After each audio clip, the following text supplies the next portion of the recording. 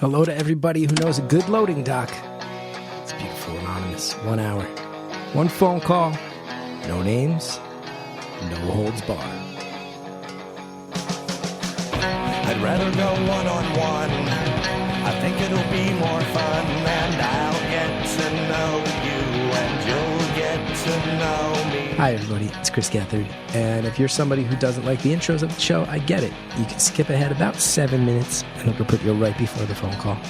Don't forget about beautifulanonymous.com if you want more bonus content. If you want to see me live, go to punchup.live/Chris Gethard. Thanks so much.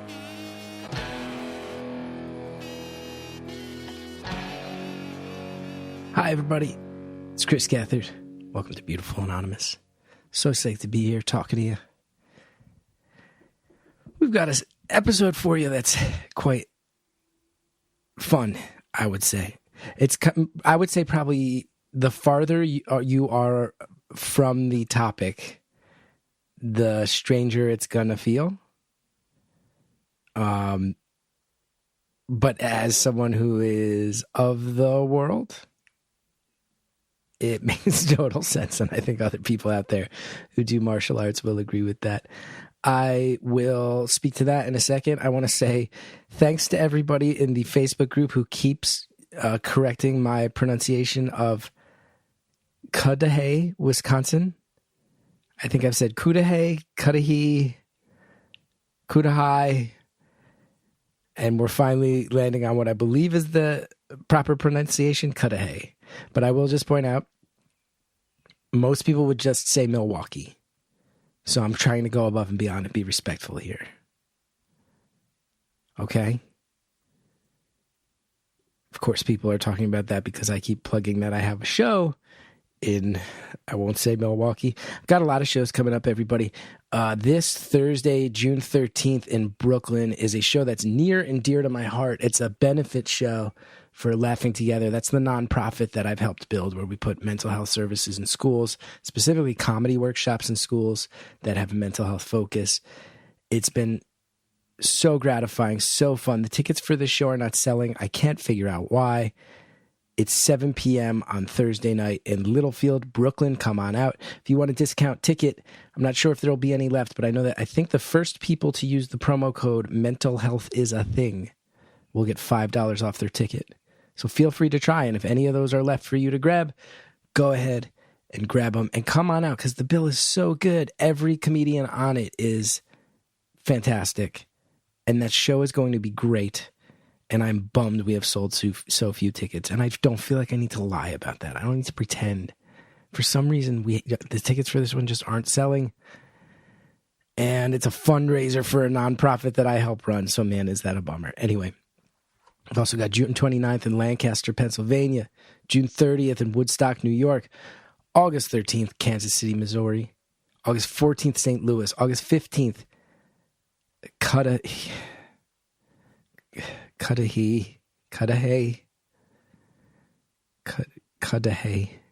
Wisconsin. Milwaukee, it's in Milwaukee, okay? August 16th is in Chicago. August 17th, Ferndale, Michigan. August 18th, Lakewood, Ohio. Then there's a big break. October 2nd, Somerville, Mass. October 3rd, Garwood, New Jersey at Crossroads, legendary Jersey venue. That show's already close to sold out. So Jersey, thank you for stepping up. October 4th, Baltimore, my favorite venue in the country, the Auto Bar. And that one's also, ticket sales are very healthy. Thank you, Baltimore. October 6th, Hamden, Connecticut, at Space Ballroom, great venue. And I'm going to be announcing some more dates in some cities you might not expect. That'll be coming up very soon. We've also got July 30th in Pittsburgh, July 31st in West Virginia at 123 Pleasant Street. It's going to be great. And a whole bunch of other cities coming this summer. punchup.live/Chris Gethard for tickets to all of those. Thanks so much for indulging me, everybody. Thanks to everybody who reached out.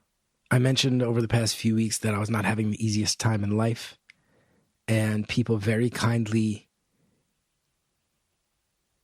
some people through various forms of contact info just reached out and said, I hope things go better, and I'm just happy to tell you they are.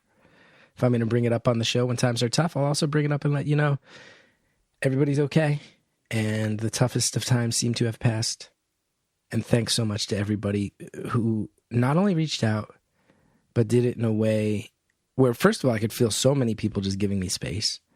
And the people who did reach out, it didn't feel too much like it fell down that parasocial track, as they say.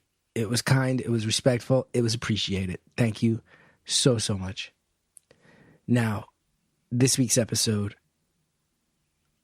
the caller sort of gave me a few options, and you'll hear in the beginning. I try not to ever dodge the hard stuff on this show because I am of a philosophy that sometimes life is hard. You better learn how to face it. You better learn that every once in a while you are going to be in a position where you might need to step up and do a hard thing. Be the type of person who learns how to do that. It will help you. It will help the people around you. It will help your family if you can be someone who summons the strength to do a hard thing. These are the lessons that we learn along the way. That being said, this particular caller said I could talk about this or this or this, and I did, for I think one of the only times ever in the history of the show, say, if you wouldn't mind, maybe we can focus on the stuff that seems less hard, just because my tank has been running on empty a little bit, and I've been dealing with some hard things. And the caller was super gracious about accepting that offer and being understanding. And I want to say thank you again to the caller. Thanks to everybody else for understanding. We wind up talking about our experiences in martial arts. Martial arts is a weird scene. I first took a jiu-jitsu class in 2006. I've been doing it off and on ever since. I took one earlier today. I'm recording this on Saturday. I'm not one to brag. I will say that I did tap out someone younger than me. That always feels good when you're in your 40s. But that's neither here nor there. That being said, martial arts can be real weird. And I'm very happy to exist in that weirdness. It's a type of weirdness that is not always the best cultural fit for me, but when it is, it's a strange world to reside in.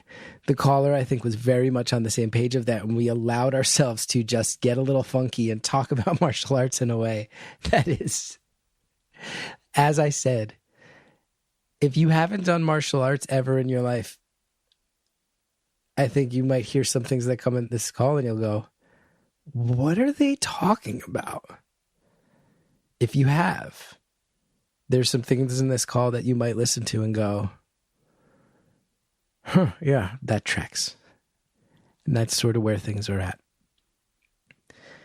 Anyway, I hope everybody out there is doing good. I hope everybody out there is feeling good. I hope you're enjoying spring, this summery version of spring that we've had. Hope you're doing good. Hope you're feeling good. Hope you enjoy the call.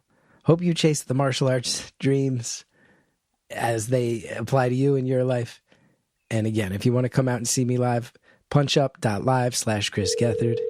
Tickets are moving fast for these shows. Thanks to everybody who's been buying them. Enjoy the call, everybody.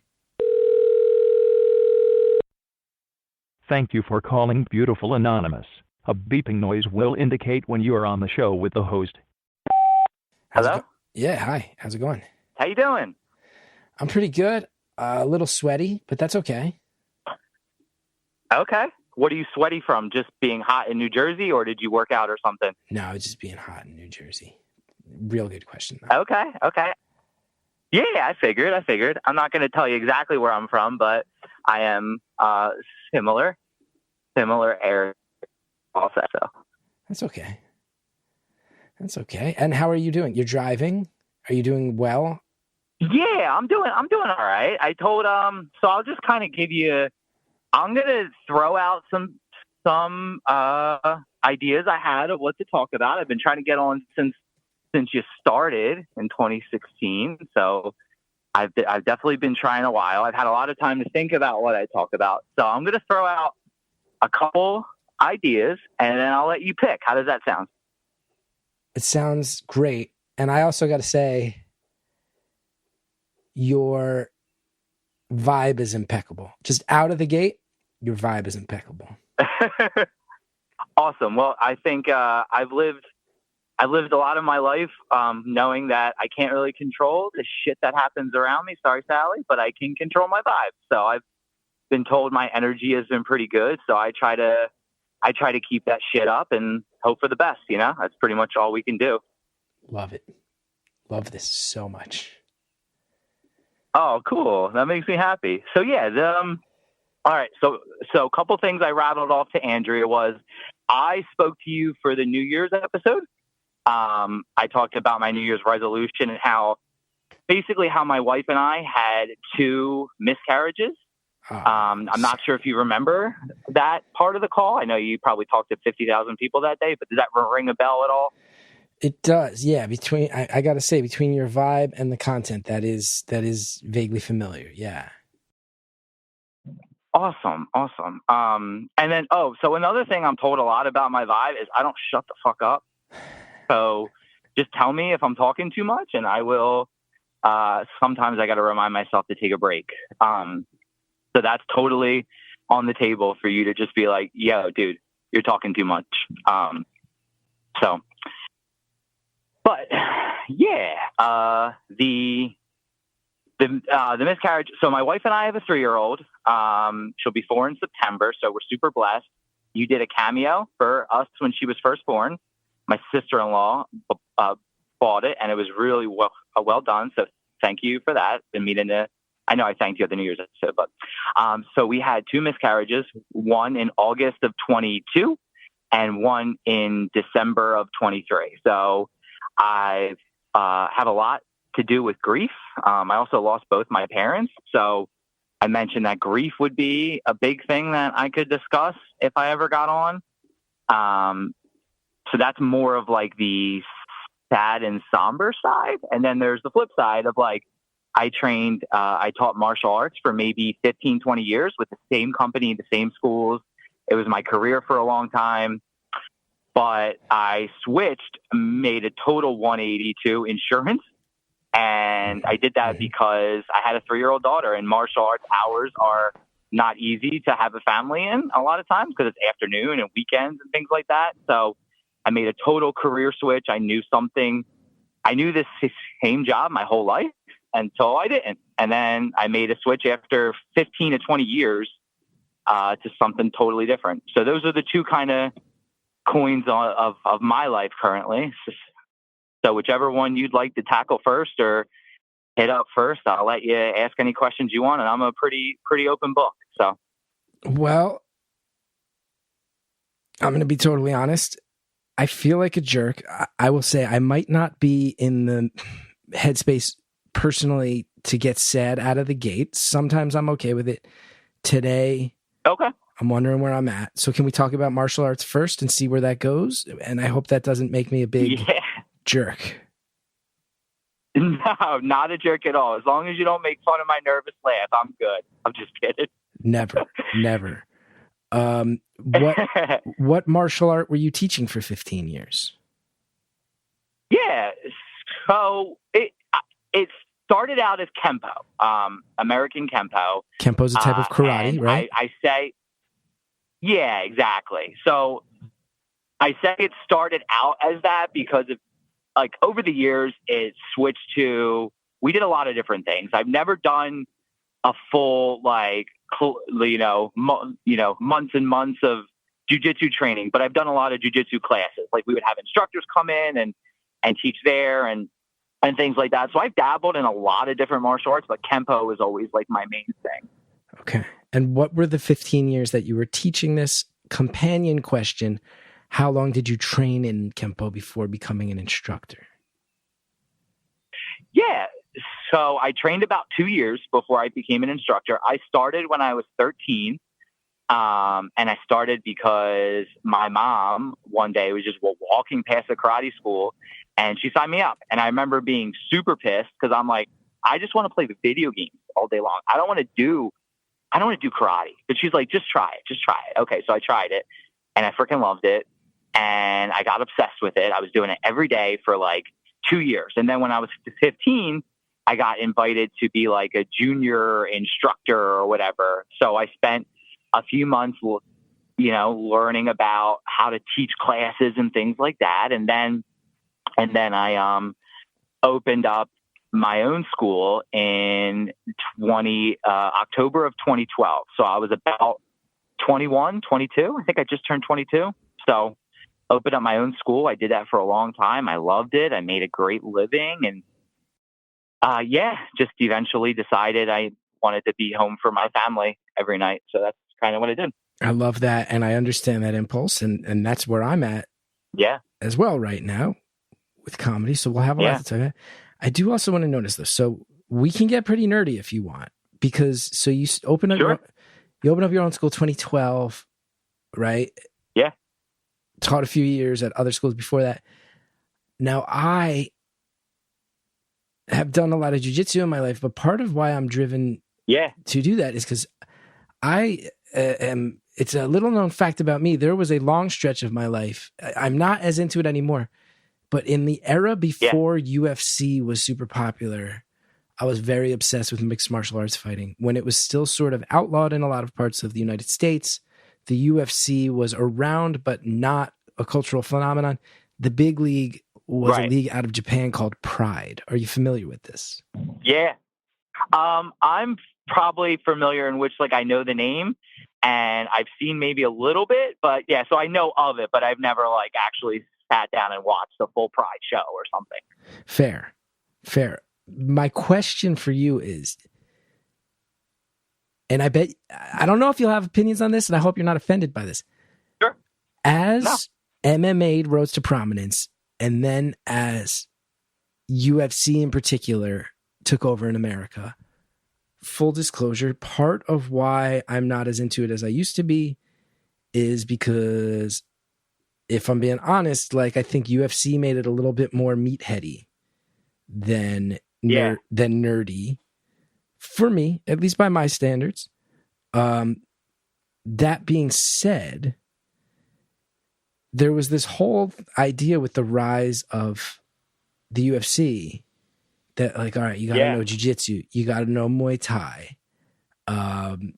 Kickboxing comes into play. Wrestling really comes into play. And then there's a companion conversation with that, with a lot of people going, what about the things we grew up with, like Taekwondo, like karate, like Tai Chi? And a lot of people going, well, those things are kind of bullshit. It turns out, man, you don't need them in a real fight. Meanwhile, as that dialogue's unfolding, you're teaching karate. So what was it like to be in the middle of that? That's a really good question. I think for us, and not to like, I saw a lot of schools that got, that were of other styles. Oh, by the way, I have a speech impediment, so if I utter at all, that's what that is. I promise it's not because I'm nervous. Oh, I am a little nervous, but yeah, if you hear me pause for a second, it could be that. But yeah, so it's a great question. I think for us, I was lucky with our our master instructor who opened up all the schools and is like an 8th or 9th degree black belt now. I don't even remember, but he was very much of the belief of like, learn as much as possible. No kind of martial arts is truly better than the other. I think you can find, do you know who Master Ken is? Yeah, he's kind of he's very clearly really into martial arts, but he does a series of videos that are quite funny where he kind of plays himself as this sort of buffoonish meathead guy, but he does it in a way that does shine a positive spotlight on a lot of martial arts, right? Yes, exactly. So his thing is he's the world's only 11th degree black belt. So that's his like catchphrase, which is hilarious. But his whole thing is he calls every martial arts bullshit. So he says jiu-jitsu is bullshit because I could do this and I could do that, and Kempo is bullshit and Taekwondo is bullshit.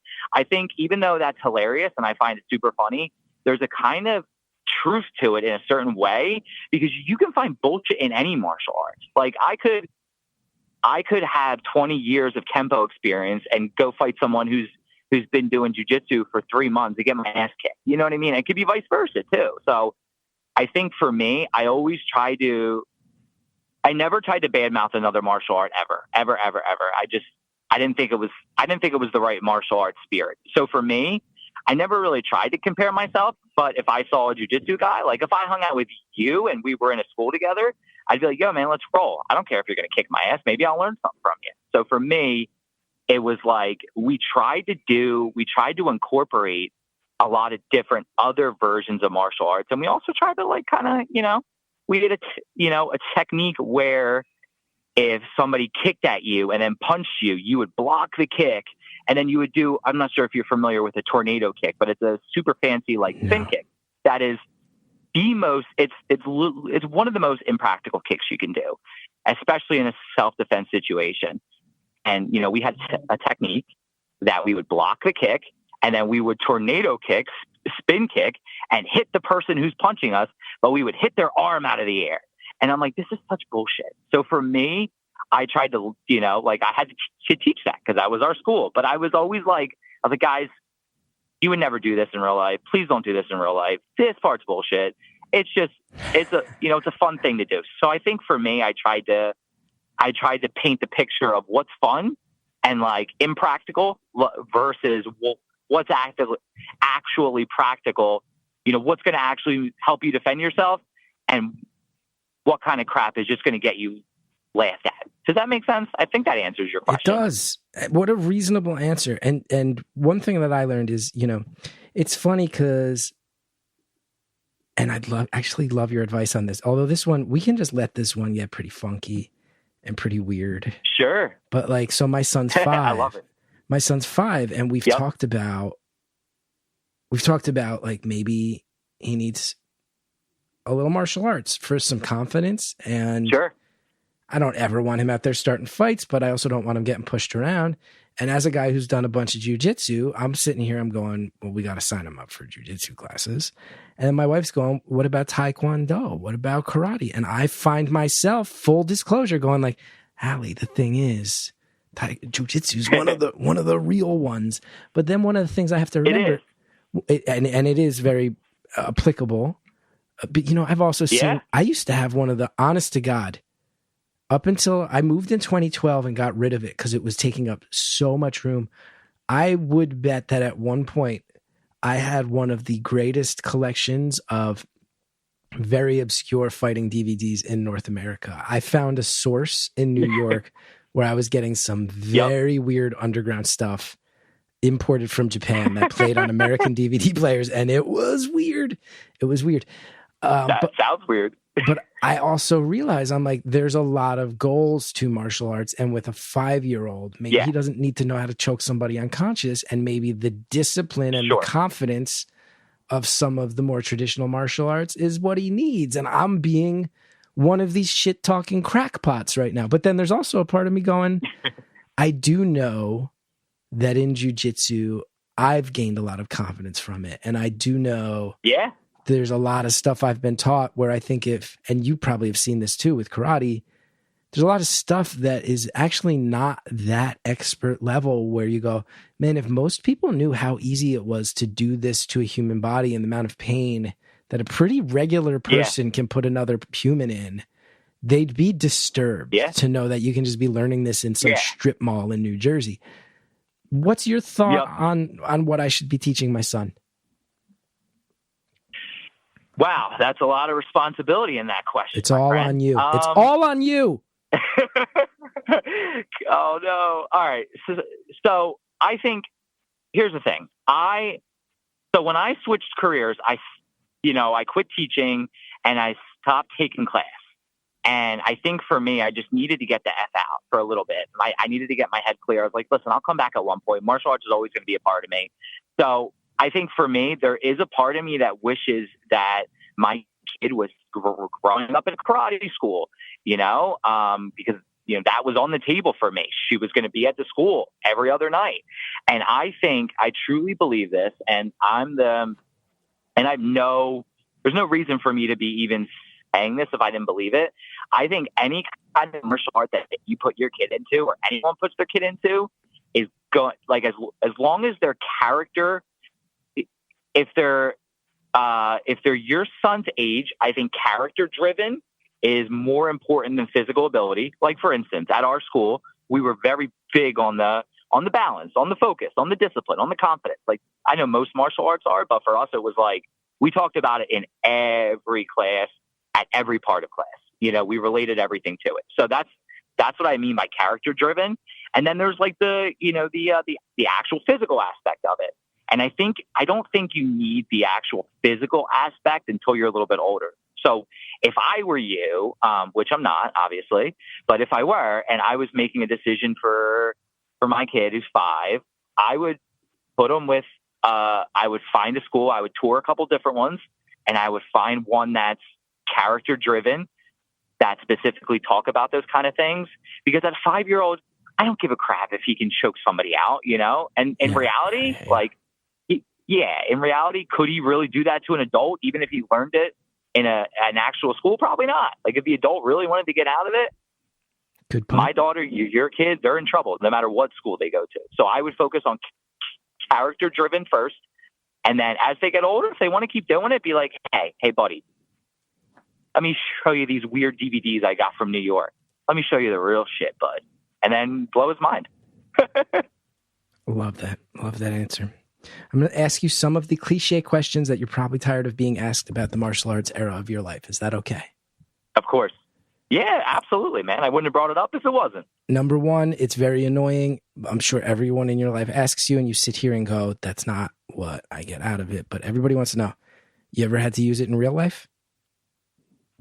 One time in real life, I actually kicked somebody, and my cousin loves to tell this story. There was one time in a part of, I won't tell you exactly where, but on the East Coast where I'm from, I had a friend. My friend was a very big mouth individual who was always getting into trouble, always pissing people off, but he was my friend. So what happened was, it was my cousin, my friend, and I all at a park, and there was a couple other people. The one guy was like really drunk, and we were all 15. So I'm just like, what the hell's going on? So he was really drunk, and my friend was like mouthing off to him, and eventually they got into a fight, and then it was just them two. And my cousin and I were just, okay, we'll make sure he's okay, and we'll let them fight, you know?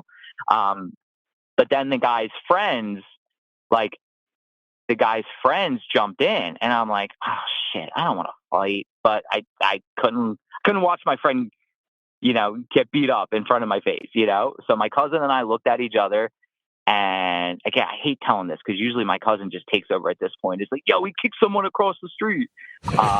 But yeah, so basically one of the guys was like behind me or something, and now he was running toward me. It's the only time I kicked somebody outside of sparring, but like I just put out a side kick, and he was already like half my size, so it wasn't like super impressive. But you know, my cousin tells the story as he flew halfway across the street when he kicked him, and I'm like, okay, that's fine. Yeah, he flew across the street. So I think that was the only time I think I truly had to actually had to kick or punch or do anything like that. You know, there's been times when people have been messing with me or trying to start things with me. And I think because I know martial arts, or because I was in martial arts, I had the composure to just be like, yeah, well, whatever, dude, I'm just going to ignore you. So I'm proud to say I've done a lot more of that than actually letting anything get to physicality.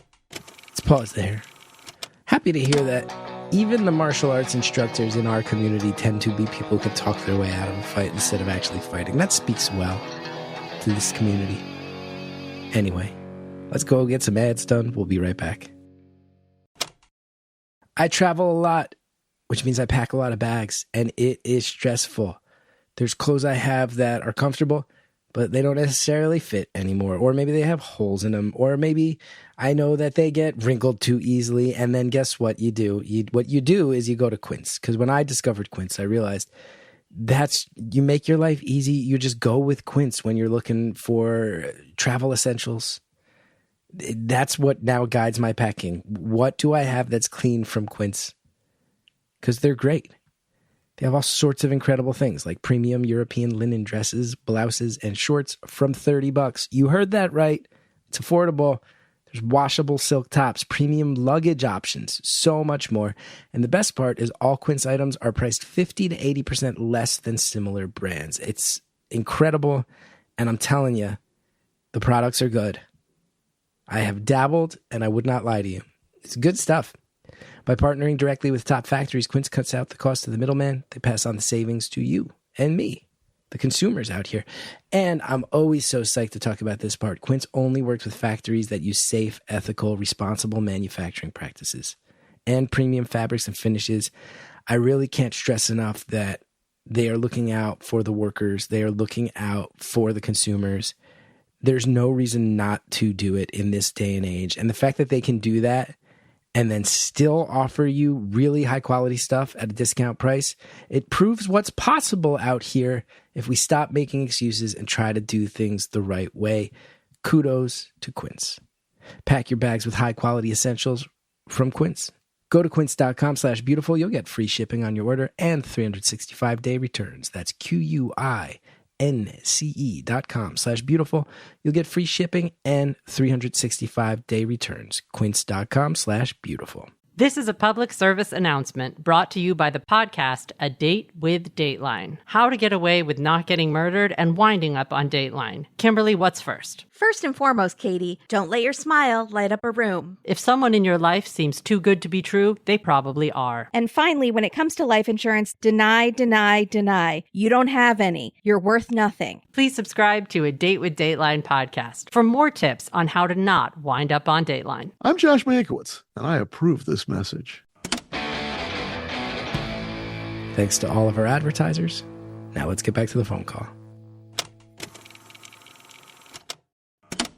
I'm proud to say I've done a lot more of that than actually letting anything get to physicality. Have you ever taught someone who came to you, and I say this not with judgment, where things felt hopeless? Yeah. Maybe they were physically out of shape. Maybe they were emotionally in a very bad headspace, and where you saw the martial arts turn them into maybe an ass-kicking machine, or maybe a different, more confident version of themselves is the more realistic output. But I'd love to hear any examples. Yeah, man. I believe that that's what I was best at, honestly. I was a pretty good martial artist, I think. I left with my 4th degree black belt. So I did it a long time. It's pretty easy to say I was okay at what I did. But what I was really good at, I feel like I got bullied a lot growing up, man. And I know I heard you talk on this podcast a lot before that, you got bullied before too. I think a lot of us did, right? Mm-hmm. But so I got bullied a lot growing up. So my focus in martial arts was, I am going to take any kid I can find, any kid who wants to train. I don't care if they're an a-hole and I'm trying to help them. I don't care if they're like, a quote unquote hopeless case. I'm going to do what I can to show them that I believe in them, because we had a lot of kids who had, one parent and, they were told like, oh man, you're a father figure to them. And I'm like, whoa, that's a lot of responsibility, but so cool to hear. So I think for me, that was like the key to it, man, is that if I was able to help a kid who came to our school in a very bad way or needed that kind of guidance, I was pretty good at showing them like, hey, we're going to believe in you and do that. And I think the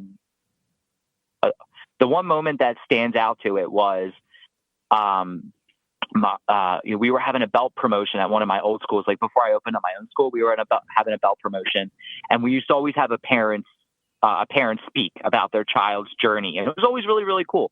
But one time there was a kid who had cerebral palsy, and he was very immobile. He could still move, but he couldn't move his arms as much. But like, I worked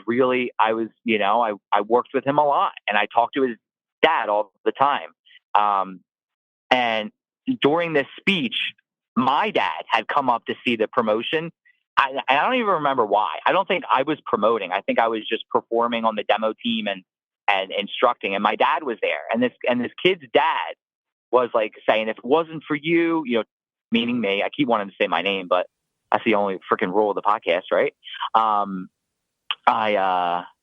He had this whole speech about how if it wasn't for you being excited to see my kid, there are days when you were the only one excited to see him outside of his family. and we can't thank you enough. And my dad started crying, and he left the school, and I was like, oh, I gotta do this full time. I think that's when I realized, like, wow, this feeling is like nothing other. You know, when you hear a parent talk about how you're their kid's light, outside of the family, like, that's pretty freaking sweet. So I think I've had lots of those moments, but that was like the first one that's like, oh, I'm kind of addicted to this. That was a cool feeling. But I don't want any kid to ever feel the way I felt growing up, you know, bullied and like nobody cared, or, I mean, I didn't feel totally like that, but does that make sense? It does. And I love that answer. It presupposes a follow-up question that gets asked less often of martial arts instructors. Yeah. Have you ever had the opposite, where you're teaching someone and they're getting really good, and you start to realize, though, that they might have evil instincts? Maybe they're the bully, and you're giving a bully superpowers that they're using for evil. Have you ever had that? I think a little bit here and there. Like, occasionally a parent would just be like, hey, I'm taking Johnny out of martial arts. And I would be like, why are you doing that? And the parent would be like, oh, because he hit a kid in school. And I'm like, why did he hit a kid? And I'm always trying to find out why. But like, occasionally, and I would just sit the kid down and be like, look, dude, you know how I talk about the bullies in school, and I do this, and I talk about this guy who hits people, you know what I mean? And the kid would be like, yeah. And I'd be like, you're being that kid right now. And they'd be like, no. And I'd be like, yeah, you are. So I think it's a little bit, I've definitely had it. I've had it to a point where, like, I've had to talk to a kid, be like, hey, you might not realize this right now, but you're a bully. Like, and I try to relate it back to me, because there's been times in my life when I was bullied so often that there was another kid in school who was a little bit, you know, lower on the totem pole than I am. And what did I do? I bullied them. And then I was like, holy shit, I'm doing the exact same thing that I've gone home and cried about, you know? So I tried to relate it back to me. Like, listen, I'm you. I was that same person. You are being the bully now. You gotta notice what you're doing. So, to answer your full question, I don't think I've ever given someone superpowers. But it'd be freaking sick if I did. But yeah, to a smaller scale, I have had parents come to me and say, I'm taking him out of martial arts. Unless you talk to them, he's being a bully. And then I try to work through that the best I can. Love that answer too. I'm going to talk even further, because I do, you know, I started jiu-jitsu. I've been doing it on and off since 2006. I'm very bad at it. Yeah. But I have been doing it almost 20 years. I'm still a blue belt, and it's you know, hard martial art. It is really difficult. But you can vouch for me. I've done years on, years off, years on, pandemic, years off. But you can vouch for me. I'm not being self-deprecating when I say, to have a blue belt from 2008 to 2024, you're bad, and that's okay.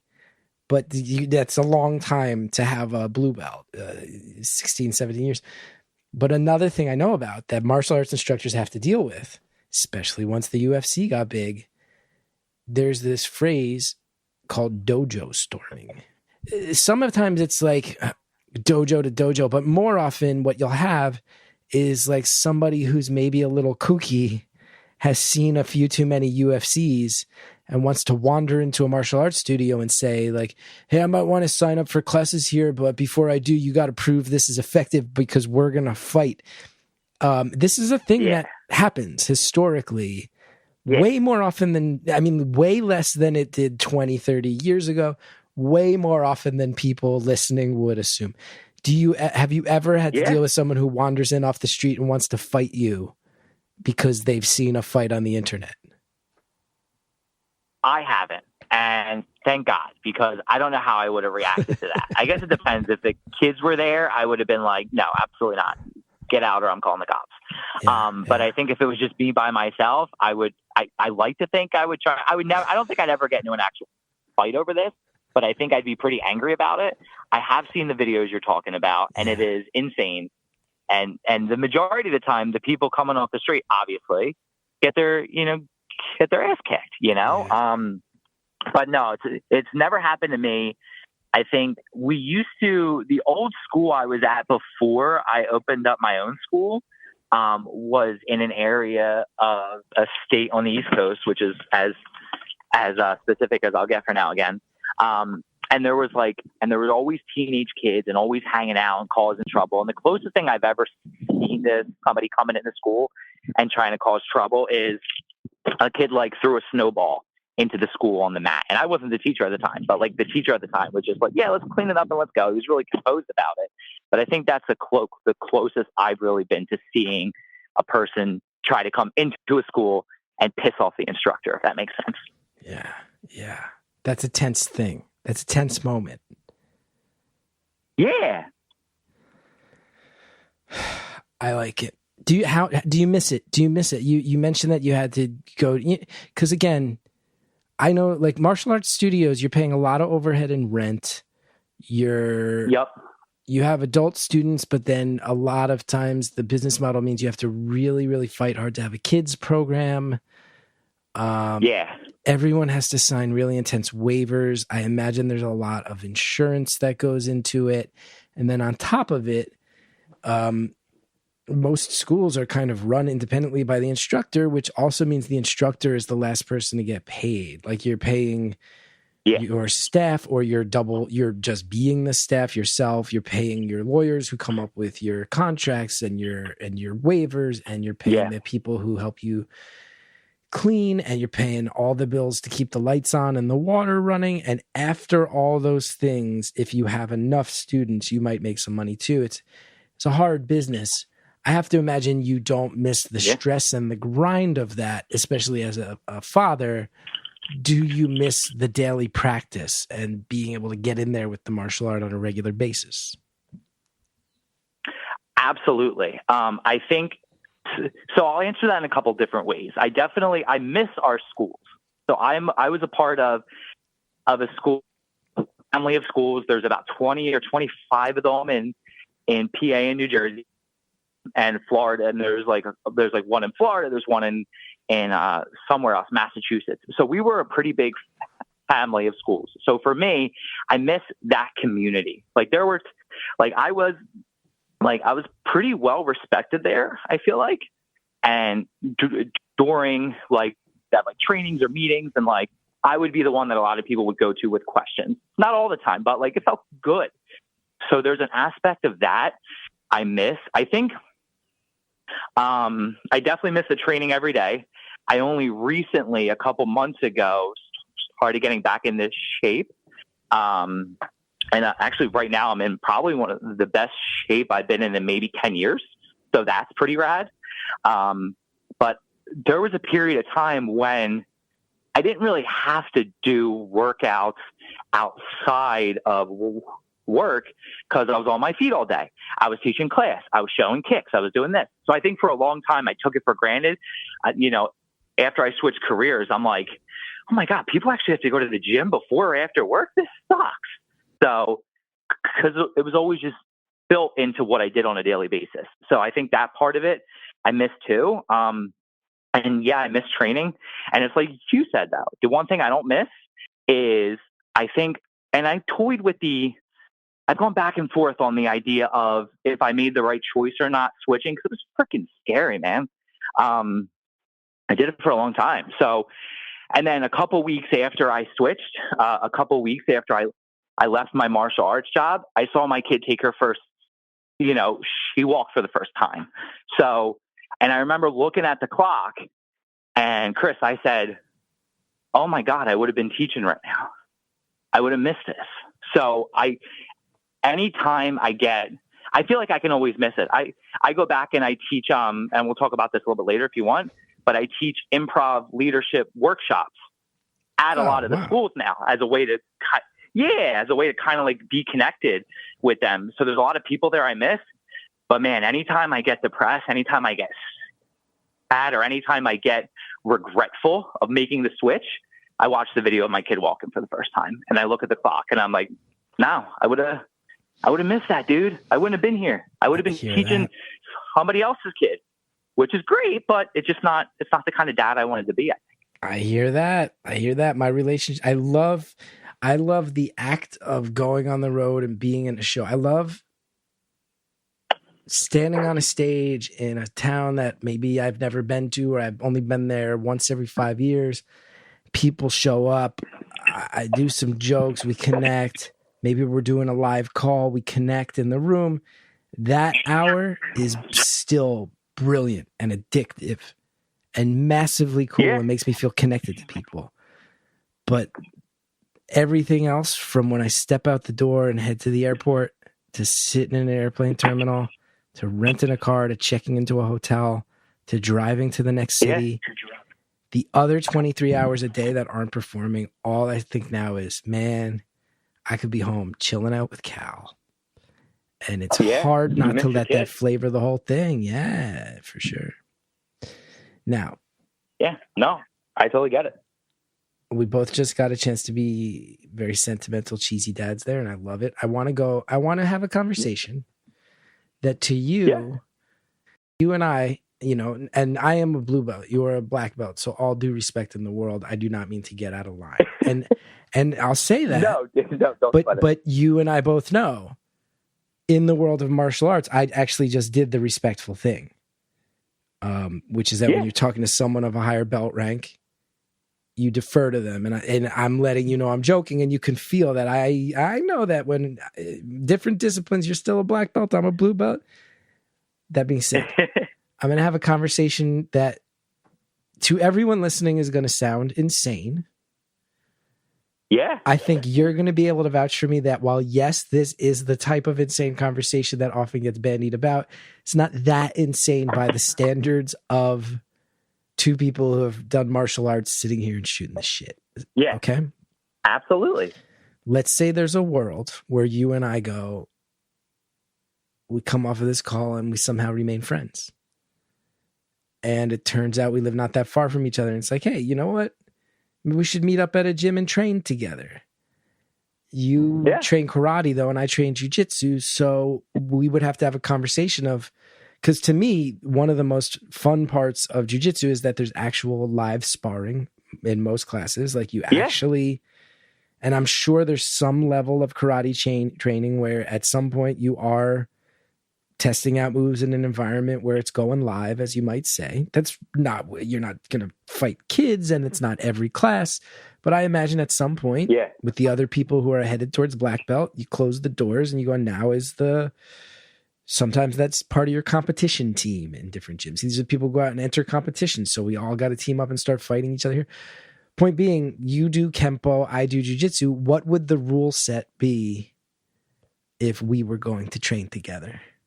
Now, the thing about the question I just asked you too is, like I said, to people listening, they might be sitting here going, is Chris really talking about what would the rules be if he fought this caller?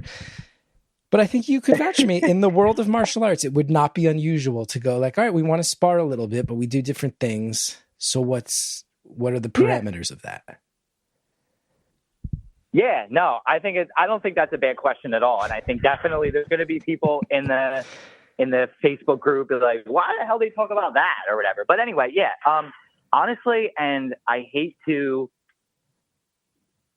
seem like, oh, this guy is just trying to do all the polite professional martial arts answers, but it's true. I mean, in my head, if it was you and I and we were going to spar, I know you're a blue belt. What I would probably do is I would ask if we can do jiu-jitsu and we could roll around and spar, because to me, if I go with somebody in jiu-jitsu who like trains jiu-jitsu consistently or has in the past, I can learn a lot more from you in that than I'm going to learn doing Kempo in a spar. You know what I mean? Like, not that you couldn't, figure out how to spar Kempo at all. It's just kicks and punches and sometimes weird kicks. But I think for me, I would try to gear it toward jiu-jitsu because I think I would learn more out of that than sparring Kempo. So that would be my suggestion of the rules is let's go with what you're comfortable with. And I'm either going to lose and I'm going to learn a lot, or I'm going to lose anyway and maybe not learn as much. But either way, it didn't really matter as long as I learned at least a little bit. So I think that's the way I'd go with that one. I mean, that is the very honorable answer of like, you're the lower rank, so we'll do your thing. Because if I if it was a choice between Kempo and Jiu-Jitsu, or like, let's switch off, what happens is you, as someone who's done this for 15 years, probably know a little bit more basic Jiu-Jitsu, whereas I know no Kempo. So if it was like, we'll do 10 minutes of Jiu-Jitsu and then a 10-minute round of Kempo, the 10-minute round of Kempo, I'm getting brutalized. It's a very gentlemanly answer of you. Then there's another world, which is like, well, what if we want to go mixed style? And it's not choosing one or the other. Like what ounce gloves are we talking here? I'm a no gi guy. Are you wearing a gi? What are we thinking?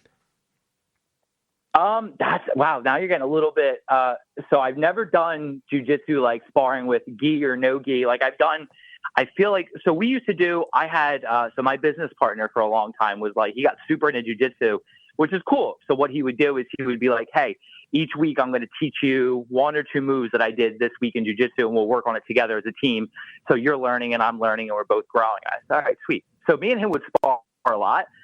And I'm pretty sure I remember it just being in the gi, and he would talk about how people do no gi. But I think, so for me, I've done mostly in a gi, and we just didn't really try to do like clothing chokes or like, like pulling a gi top around the neck and doing things like that. So I've never done that that way at all.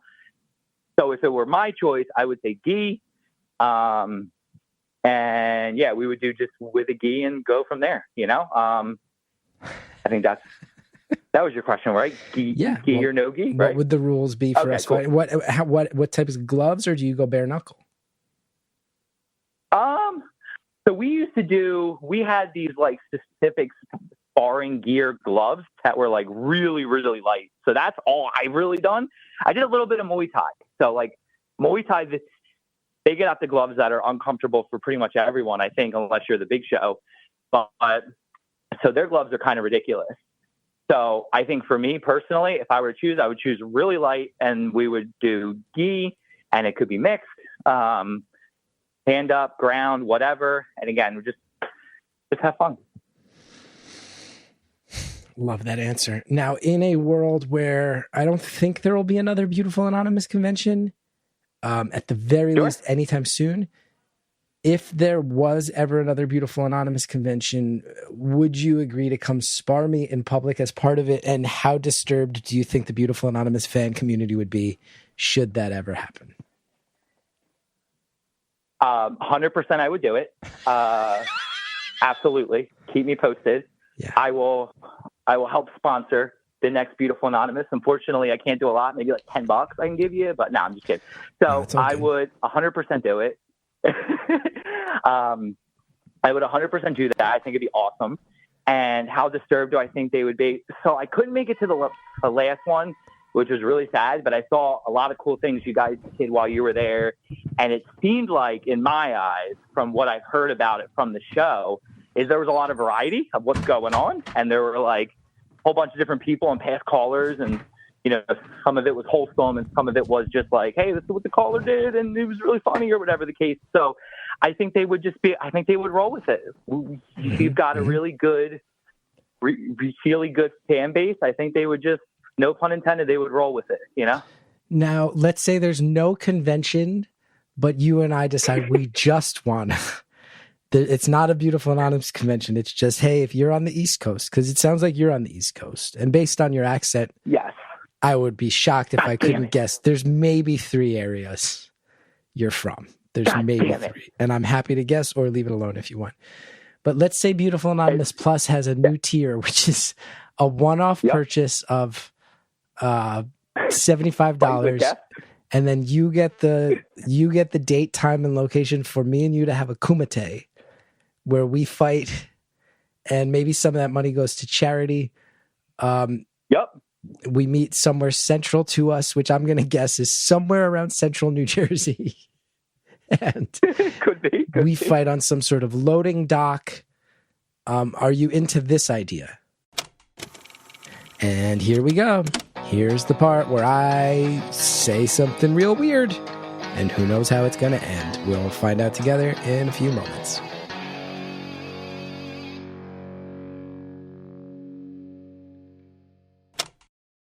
I'm no tech genius, but I knew if I wanted my business to crush it, I needed a website now. Thankfully, Bluehost made it easy. I customized, optimized, and monetized everything exactly how I wanted with AI. In minutes, my site was up. I couldn't believe it. The search engine tools even helped me get more site visitors. Whatever your passion project is, you can set it up with Bluehost. With their 30-day money-back guarantee, what do you got to lose? Head to Bluehost.com. That's BLUEHOST.com to start now. This is your before and after story. Prepare for an incredible career in nursing. At Southeastern College, experience expert hands-on training. Learn real-world skills in our professional lab and simulated settings. And train for opportunities as a practical nurse, registered nurse, or career advancement with our RN to BSN program. At Southeastern College, your future is bright. Visit sac.edu to get started. Thanks to our advertisers. Now let's finish the phone call.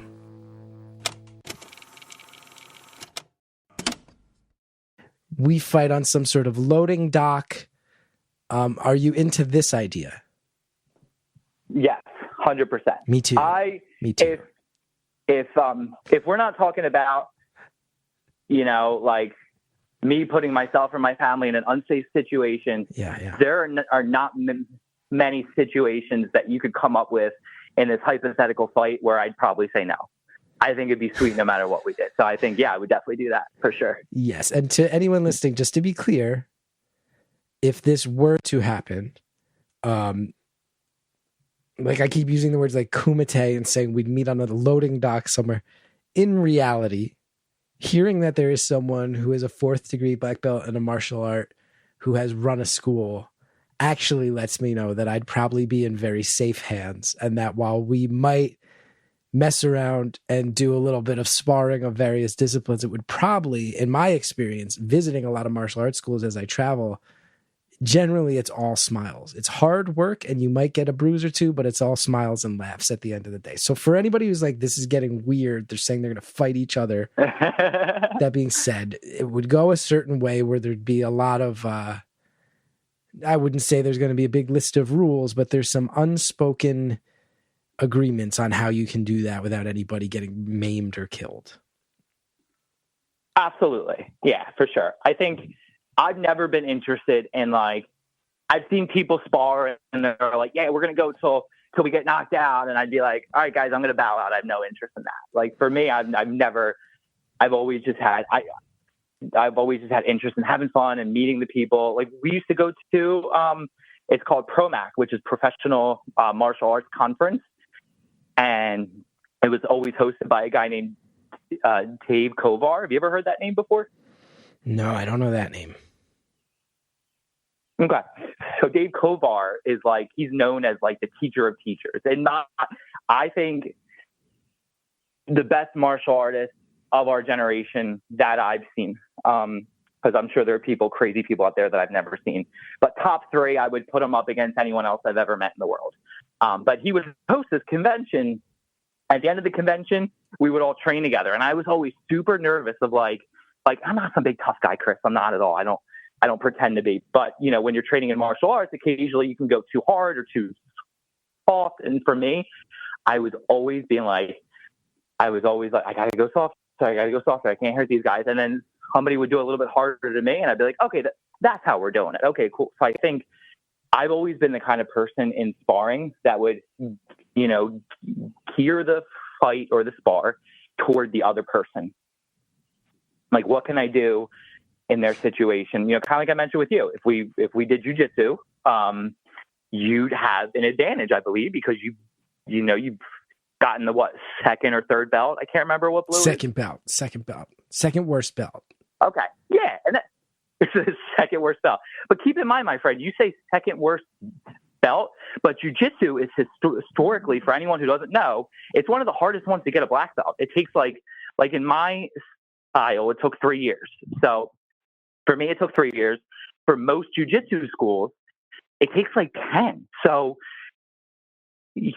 for you to say second worst belt to people who've never trained in martial arts might not sound impressive, but it's pretty freaking impressive. So, to me, I feel like I'd be at a disadvantage I would have the opportunity to learn from it.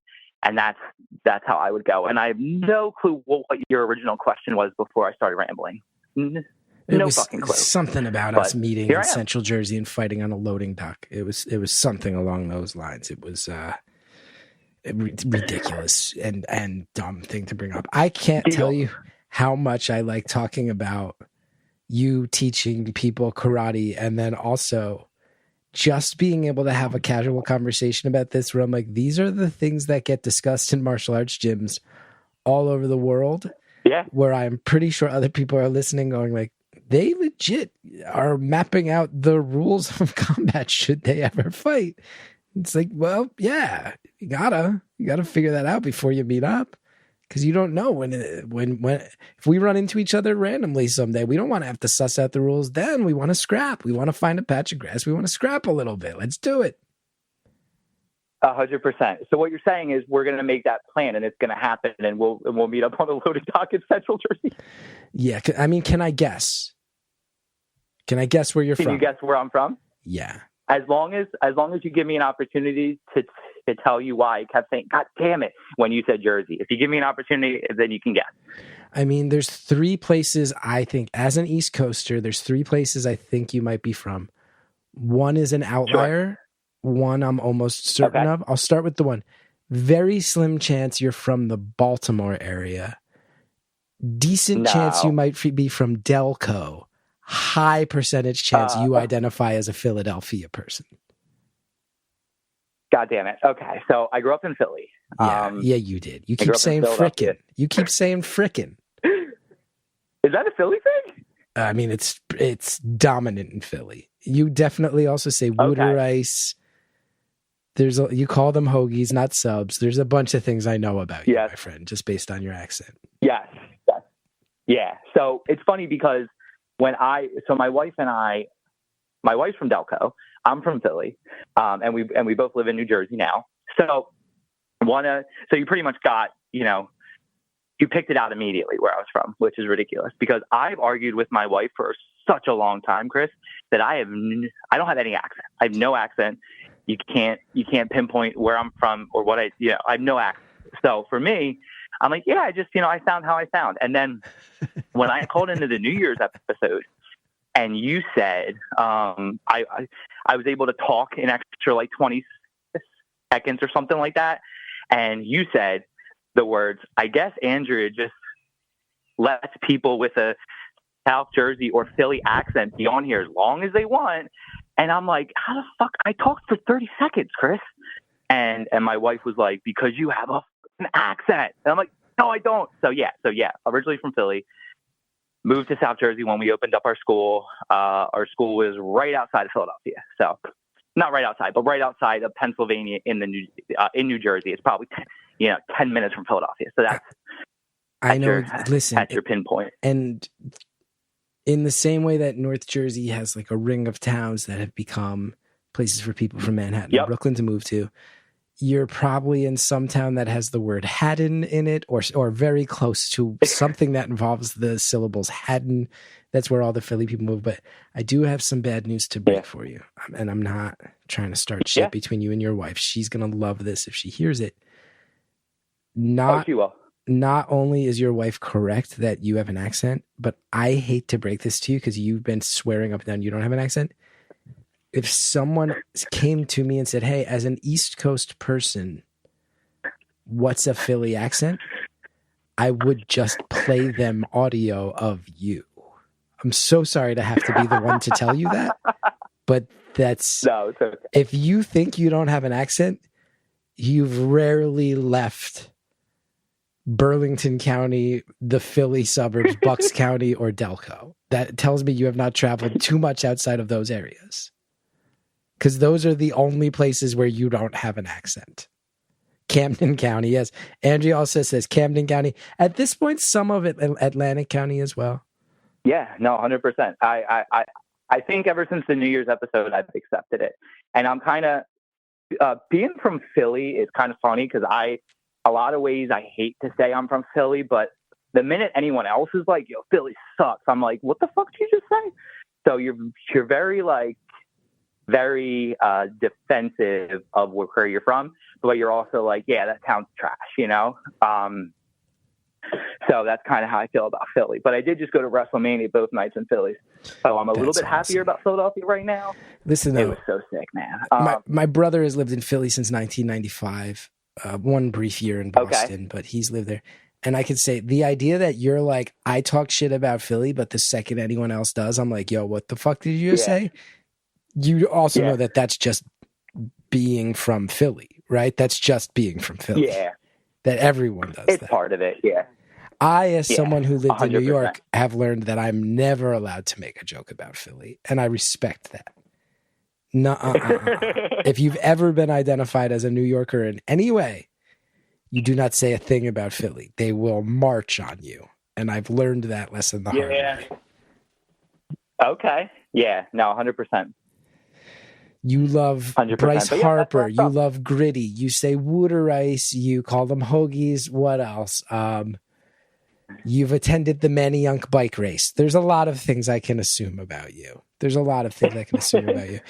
have a favorite cheesesteak, and it's not Pat's or Gino's. Those are for the tourists, even though they're kind of good. Those are for the tourists. You're also one of the first people to say, Steve's, there you go. I knew it. Donkeys in Camden, I hear, is one of the best as well.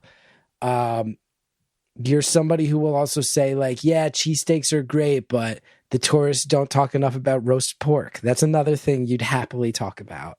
I know some things about you.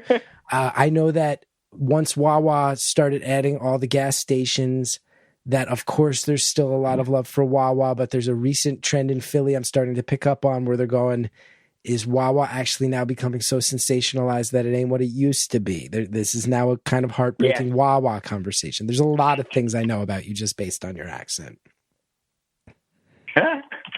Well, some of those are right. Some of those are a little off, but not too far off. And I can see why you'd assume those things for sure. Which ones were the most right? Which ones were the most wrong? The most right would be that I'm very quickly to be like, if I see something on social media where it's like, hey, who's got the better cheesesteak, Pat's or Gino's? And I'm like, don't come to Philly. If that's what you're asking and that's how you're asking it, don't even come to Philly. Just be where you are, you know, because I'm a very big believer of Steve's Princess Steaks is the best cheesesteak in Philly. And I hate that they don't get recognized enough. And I would say the most wrong would probably be anything you mentioned about sports. I grew up not liking sports. So when I only liked pro wrestling, that was it, which is the best sport, but that's neither here nor there. So I grew up not liking sports. Around 13 or 14 years old, I'm like, you know what? I should get in sports. That seems like something that people get into. And I started watching football and a little bit of basketball. So what I did was I liked to argue as a kid. I wasn't good at it, but I liked to do it. So I was a Giants fan, and I was I forget what basketball team I liked, but I basically liked all the teams. So like when you said Bryce Harper and Gritty, it's like kind of I am a Union fan, but that's but I don't do a lot of sports besides soccer and pro wrestling. Well, I'm going to say some things that I have a feeling we could have talked a whole hour about something else. So pro wrestling, I am also a lifelong fan. Yeah. A lot of people listening might go, who are the most important pro wrestlers? And a lot of people might go, well, Stone Cold, The Rock, Hogan, Flair, maybe The Undertaker, Mick Foley, if they're, remembering some of the classic guys of their generation. Just based on what you've indicated to me about, I don't know, I just turned 44 a couple weeks ago. I think you're probably a little younger than me, but not much younger. Is that right? 11 years. 11 years younger. Okay, so I may be missing the mark on this. Yeah. But I might say some names that I wonder how you feel about. Sandman, Sabu, Bill Alfonso, Taz. I'm wondering how you feel about Mike Awesome. I'm wondering how you feel about ECW. Because if you're a pro wrestling Philly guy, ECW was huge for me. In many ways, I've always just been trying to be the ECW of comedy, which is a silly thing to say, but there's truth to it. There is truth. I did. As soon as you said that, I'm like, holy shit, you kind of hit the mark. You are kind of like in my best days. comedy. I've aged out of it, but there was a stretch where that's what I was gunning for. Sure. Makes sense. Were you a big ECW guy? So I got into wrestling in probably what is considered to be like the worst time to get into wrestling. So my cousin was into it for a long time. And we actually, again, we can get into this if we have time later, but I do independent wrestling. I wrestle in South Jersey once a month. So I don't do a lot with it, but I've been doing it since I originally trained at CZW for a little bit. But again, we can get into that if we have time later. Yeah, crazy insane people. So I got into it about 2001. So for me, Attitude Era over, WCW, ECW pretty much over. So my first introduction to wrestling was basically the Alliance and the WWF versus WCW and ECW. And I thought it was so sick because I didn't have anything to compare it to. I was like, yeah, this is ECW. Everyone else was like, this is not fucking ECW, dude. And I'm like, no, it is. There's, Stone Cold. He's on Team Alliance and that's ECW. And he goes, no, it's not. So I think after that, I went back and I watched some original like ECW. And what I seen, I loved. I didn't take part in the Monday Night Wars. I didn't take part in watching and growing up ECW. I had a guy, there was a guy at one of our shows recently who wrestled for ECW. I think his name was James Knight. I don't know how like popular he was or how much he wrestled. I didn't recognize the name at all. But again, I didn't watch it back in the day, so he might have just been. But for me, when he showed up at the show, everyone was like taking his hand and being like, "Hi, James. Hi, James."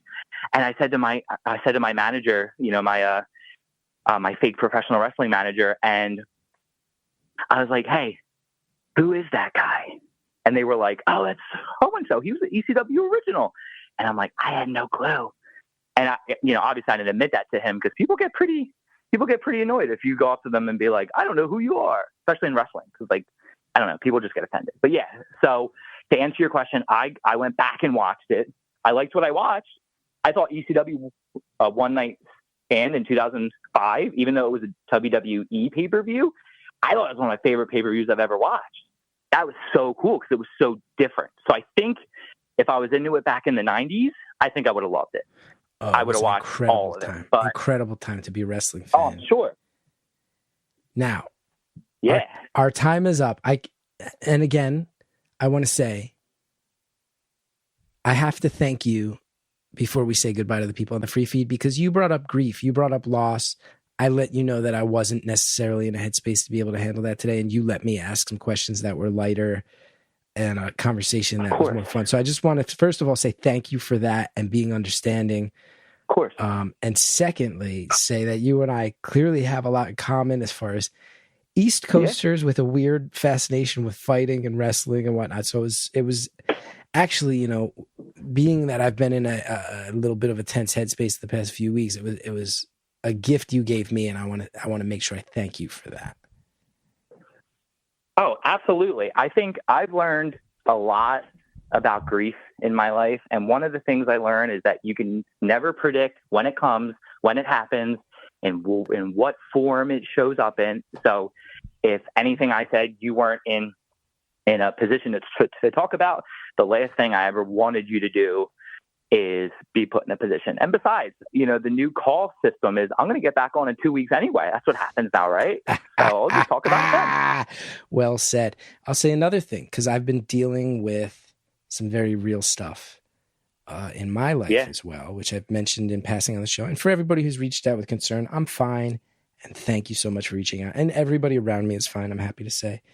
But another thing I've learned that I wonder if you'd agree with as we say our goodbye to the free feed is sometimes dealing with grief means diving into it. Sometimes dealing with grief means who's the person who I can lean on and just reminisce about ECW with, or talk about the weirdness of the people who show up in martial arts studios and want to fight you and giggle about it. And sometimes finding that friendly shoulder is a companion that walks along with the process of dealing with grief. So thank you for being understanding about where I'm at. And I'm so happy that we get to talk a few more minutes. I'm going to ask you a 5 questions behind the paywall, and anybody who's interested, you can sign up at beautifulanonymous.com, and it hopefully will be lovely and spiral in any number of unpredictable directions. And let's go ahead and say goodbye to our people on the free feed. Bye, friends. Thanks for listening.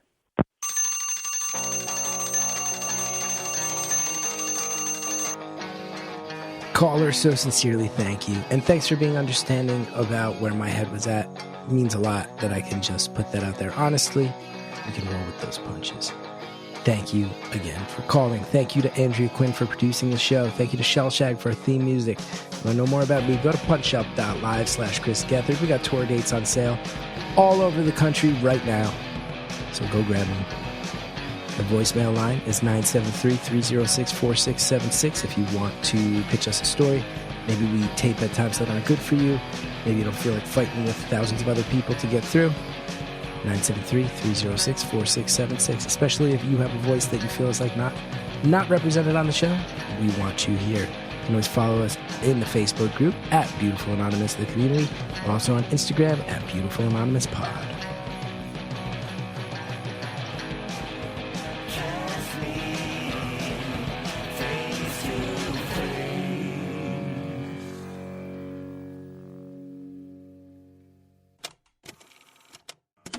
This week on Beautiful Anonymous Plus, here's some of what you'll get from the 5 questions.